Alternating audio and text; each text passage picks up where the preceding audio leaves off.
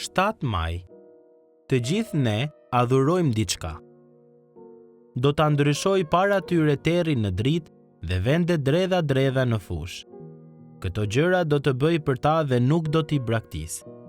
Do të kthejnë kurrizin plot me turp, ata që kanë besim në shëmbëltyrat e gdhendura dhe u thon shëmbëltyrave të derdhura. Ju jeni perëndi tona. Isaia 42, 16 deri në 17. Sipas fjalëve të Bob Dylanit, ti duhet i shërbesh dikujt. Është e vërtet, të gjithë ne adhurojmë diçka.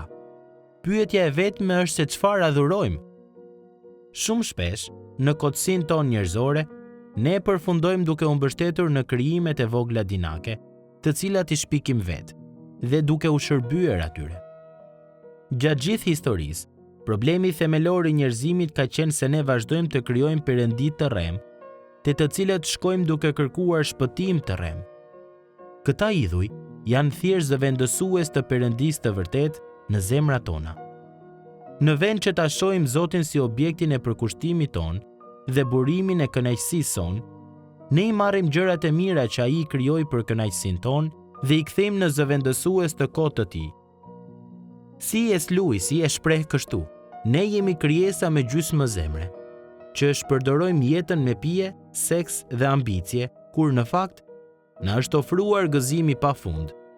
Ashtu si një fëmijë i paditur që do të vazhdojë të bëjë kuleç prej balte në një lagje varfanjakësh, për shkak se nuk mund të imagjinoj si është oferta e pushimeve në Bregdet. Ne kënaqemi me pak gjë.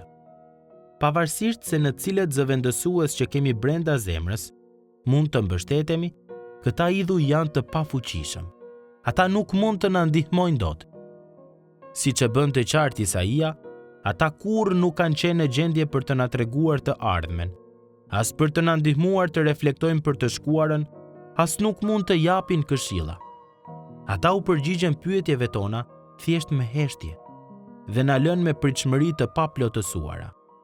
Isaia 41, 22 deri në 23 dhe 28 deri në 29. Vetëm Perëndia i vërtet dhe i gjallë di gjithçka, nga fillimi në fund. Ai e theu heshtjen, duke e parathënë atë që do të ndodhte. Ai e mposhte errësirën me dritën e tij. Ai zëvendëson vende dredha të ligësisë me fushën e drejtësisë. Edhe pse dikur ja kthyem shpinën, ai dërgoi shërbëtorin e tij, Jezusin, këshilltarin ton të mrekullueshëm. Ju dhe unë ballafaqohemi vazhdimisht me idhuj që kërkojnë vëmendjen tonë dhe na tërheqin që të gjejmë përmbushje tek ata dhe jo te Perëndia. Cilët janë idhuj që të thërrasin më fort? Të jesh i bindur se ata gënjejnë, edhe pse sigurisht që nuk ta thonë këtë.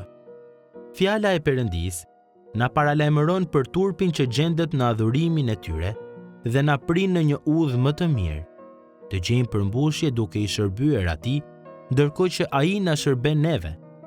Sot ti duhet i shërbesh dikujt.